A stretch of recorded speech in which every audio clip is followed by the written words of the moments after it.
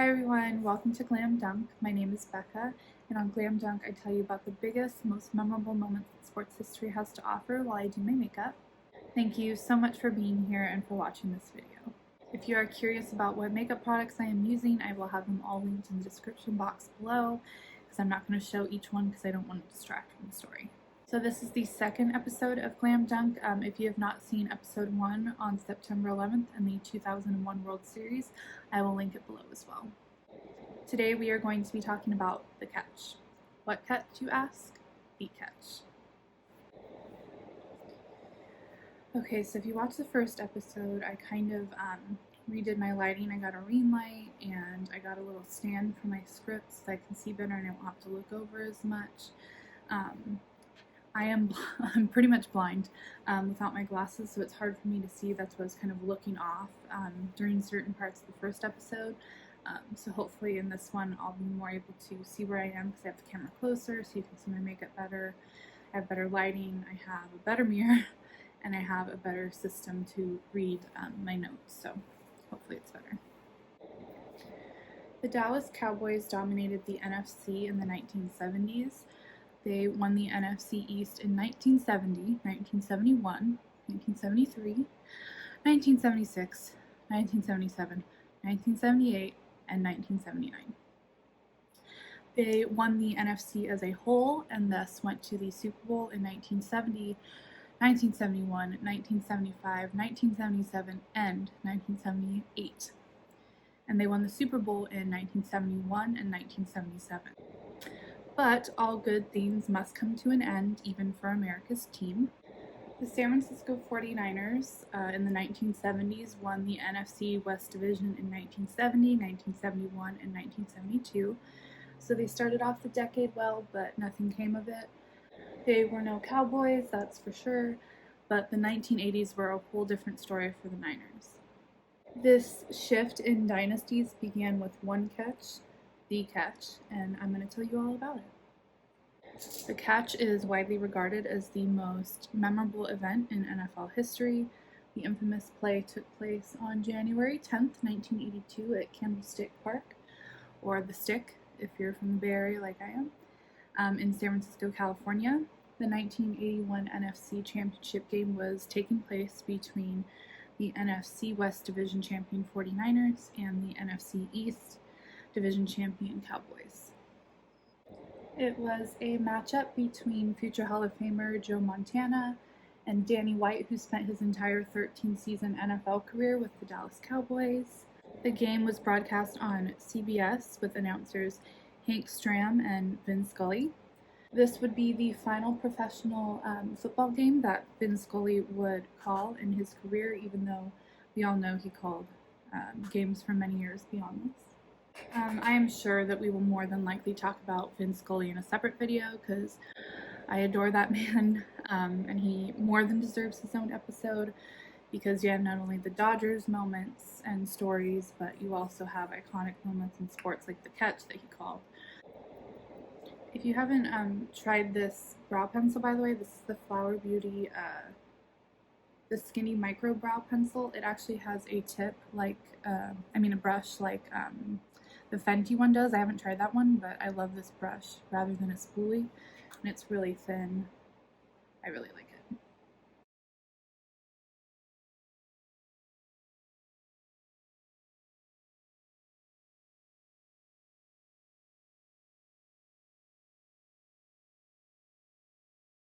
So like I said, the game was aired on CBS nationally. In the United States, kickoff time was 2 p.m. Pacific at Candlestick.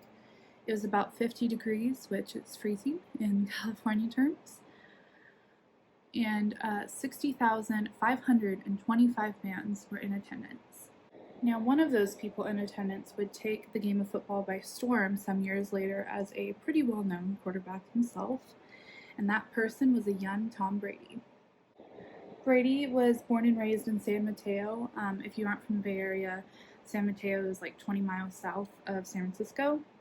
Brady was also actually at Joe Montana's final game, and he always dreamt of being a 49er because of his Bay Area roots and inspiration drawn from Joe Montana. So in the first quarter, the Niners were the first to score. Joe Montana threw a 8-yard pass to Freddie Solomon to take the lead over the Cowboys 7-0. The Cowboys then got 3 on the board with a 44-yard field goal by Raphael Septien, and then Danny White threw a 26-yard pass to Tony Hill for a Cowboys lead of 10-7. In the second quarter, the Niners struck again first with a 20-yard pass from Joe Montana to Dwight Clark. No, that wasn't the catch. We're still not there yet. This touchdown then gave the Niners the lead at 14-10. Tony Dorsett then ran a 5-yard rush, and the Cowboys once again took the lead by a score of 17-14.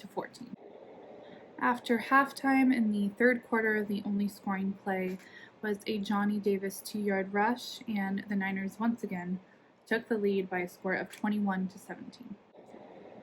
So throughout the first half and into the second, both teams were keeping up with each other and playing catch-up. The lead kept going back and forth, but the fourth quarter is when things began to pan out and move towards the Cowboys' favor. In the fourth quarter, Raphael Septien hit a 22-yard field goal, and the Niners retained a lead by only 1 point, 21-20. Danny White then threw a 21-yard pass to Doug Cosby, and Dallas took the lead 27-21. Nearing the end of the fourth quarter, Joe Montana began a 14-play, 83-yard drive run. There were 58 seconds left in the game, and the Niners were facing a 3rd and 3. From these circumstances, the catch was born. Joe Montana threw a 6-yard pass to Dwight Clark, and the Niners tied the game at 27. Montana was blocked by 3 Cowboys, yet somehow got the ball to the exact spot that it needed to be. Now, many of these former Cowboys players claim today that they believe Montana was throwing the ball away, which I can see why they thought that, and why they might see it that way, because it was thrown so high and it was so close to being out of bounds. But Dwight Clark claimed that he knew exactly what Montana was doing, and he was not throwing the ball away.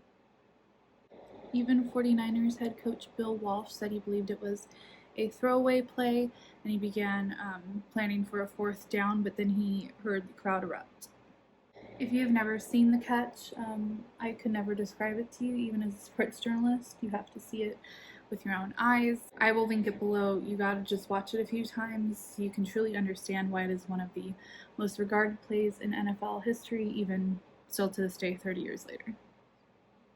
After the catch, you see the Niners players all huddle up and celebrate the incredible play, but Montana isn't there. I think he'd be running up to Clark and celebrating the incredible duo that they just became that would go down in history, but Montana wasn't celebrating with his teammates. Joe went over to the Cowboys' side and yelled some choice words at their players and kind of shoved it in their faces, which, as a 49ers fan myself, I kind of love, but the Cowboys players didn't really appreciate it. But he had a reason to gloat, because in one single throw he had ended their dynasty and thus began his own. So after the catch, the Niners took the lead on an extra point scored by Ray Wershing. The ball was fumbled by the Cowboys, which who could blame them after that? Montana kneeled twice and ran out the clock, and the San Francisco 49ers ended up defeating the Dallas Cowboys in the 1981 Nfc Championship Game by a score of 28-27. Dwight Clark finished the game with 8 catches and 120 yards and 2 touchdowns. And the 49ers were off to the Super Bowl for the first time in franchise history, and America's team was going home to watch the Super Bowl with the rest of America. So the 49ers not only went on to play in Super Bowl 16 against the Cincinnati Bengals, they won it. They won by a score of 26-21. This was their first Super Bowl championship in franchise history, the first of 5 so far.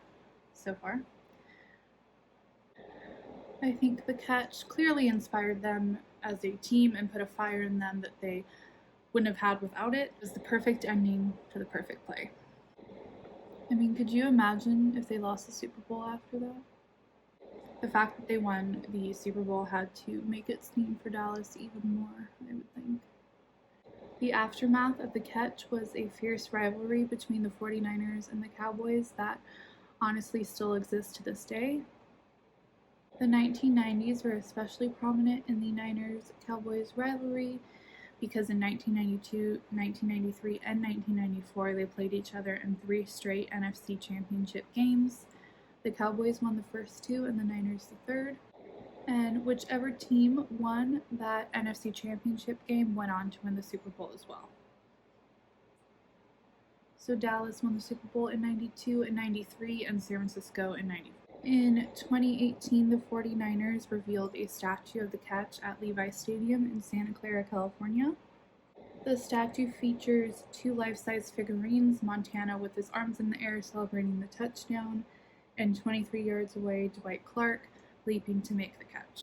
In 2019, in celebration of the NFL's 100th season, NFL Films ranked the catch second on its list of 100 greatest plays.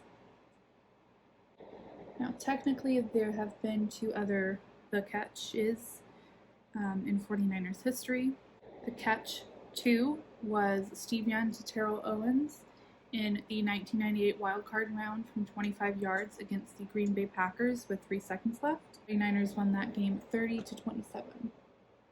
The Catch 3 was Alex Smith to Vernon Davis in the 2011 divisional round from 14 yards against the New Orleans Saints with 9 seconds left, and the 49ers won that game 36-32. Again, just because they're incredible plays does not mean they're the catch, but okay. After the catch, Montana went on to be the 49ers quarterback for 10 more seasons, and then he played a final 2 seasons for the Kansas City Chiefs. And Dwight Clark spent his entire 9-season NFL career with the 49ers, so 6 more seasons after the catch. Joe Montana was inducted into the Pro Football Hall of Fame in the year 2000. Dwight Clark sadly passed away from ALS in 2018 at the age of 61. ALS is also known as Lou Gehrig's disease, which we'll probably talk about in a later episode. I will link a little 3-minute video that NFL.com posted in 2015 about the catch that originally aired on NFL Network, because I think it perfectly sums up the catch, and it has interviews with Clark and Montana and Cowboys players if you want to watch that. I'm also going to link a video that James Corden did on The Late Late Show with Joe Montana back in 2015. He recreates the catch with Joe, and it's hilarious, and watching James trying to make the catch just shows how complicated of a play it truly is and why it's so infamous after all these years. Again, like I said, all the makeup I used will be linked below if you're curious about anything that I used. Please subscribe and follow me on social media, and I want to do a quick shout out to my sister Samantha, who edits my videos. She's a graphic designer. I will link her Instagram in case you want to follow her. Other than that, thank you so much for taking the time to watch this video. I really appreciate it. I will see you in the next one. Bye.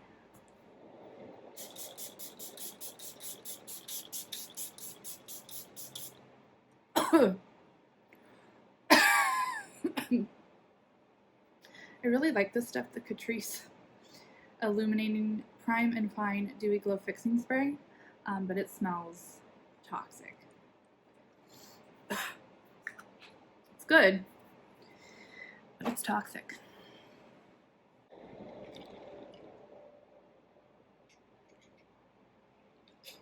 Pero primero, a primer. That's upside down.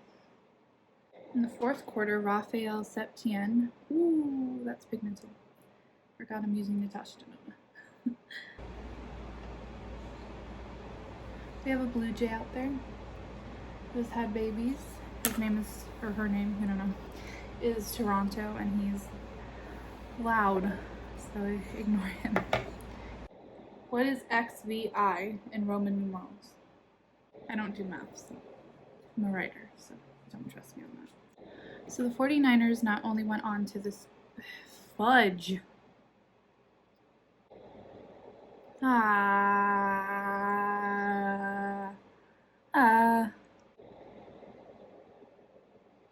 God, it smells so good. This is the Lunar Beauty Gloss in Dreamy. I love Manny MUA. watch him all the time.